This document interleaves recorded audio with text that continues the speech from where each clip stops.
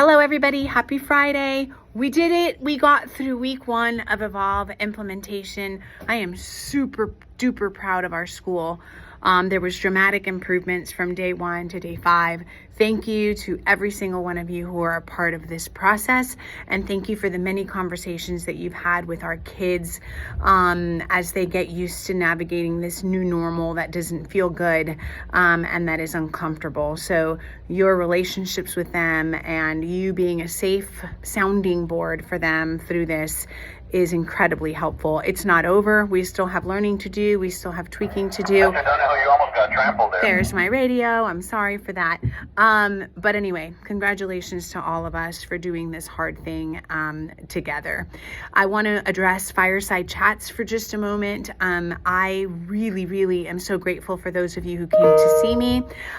You brought amazing suggestions. You brought feedback. You brought concerns.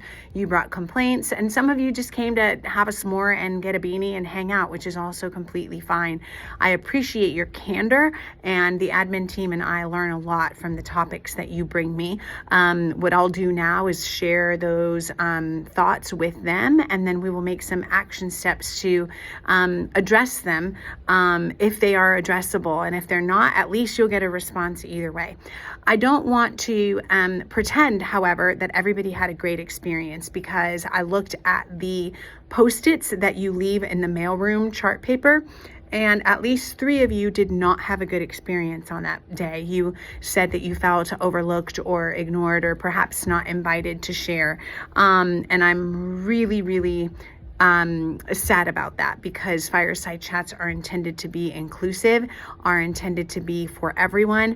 And I'm purposely making myself available for a whole day with no meetings and no obligations, because I want to lock in with you and hear your honest feedback. And if that didn't happen for a few of you, then that is a problem. So if you feel compelled and safe doing so, please let me know who you are, because I want to know what behavior I can change, or perhaps what format changes I can make to make sure that you never have that experience again. We're not just fixing every problem that comes through the door. That's not the purpose of fireside chats, but problem solving together and having an opportunity for transparency, where at least you can share your thoughts and I might be able to openly and honestly explain why some things are the way they are, or maybe take your feedback into consideration, is one of the ways that we build trust and have a good school climate. And if that didn't happen for you, I need to know how I can act differently to make it better. So thank you for considering that. So speaking of trust and good climate, on November 4th, our digital day, we're going to do an activity over lunch, a lunch and learn type of activity, where we will be discussing the relationships that we have with kids. We have received our EES wellness screener results. We also have our EOS survey results. That's the survey that asks kids if they have a trusted adult in the building, among lots of other things. And we want to wrap all of this information up into a package and information on which we can act.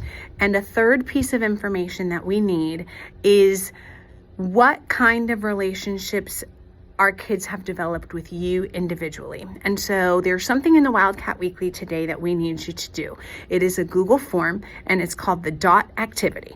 And what you'll do is you'll open up that form and you'll do the drop down on, I don't think it's a Google form, I'm sorry, it's a Kandali. You will do the drop down to select your period, and you will look at your roster of kids and you will fill in the dot next to each student who has shared with you something that is personal, that is non-academic, that's just a detail about their life that doesn't have anything to do with school. If that has happened in your relationship with your kids, then you would put a dot next to their name.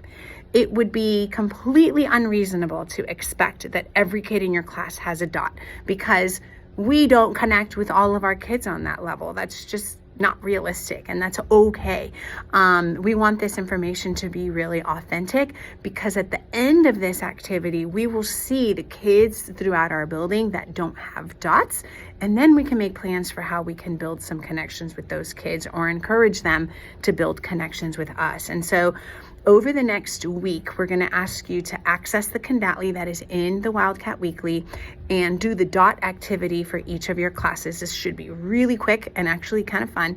And then on our digital day, we will have some conversations. And I'm hearing that Justin and Abby are planning some games for us with this information, so that we can make sure that as the year goes on, any kid without a dot gets a dot, because we know that no teaching and learning can happen if there isn't some sort of a caring relationship between kids and at least one adult in our building.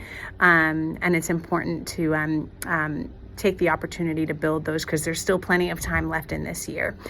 I know this is hard. I know October is super duper hard, but we've got 1 week to go, and I wouldn't want to do it with any other staff. Thank you for everything that you do.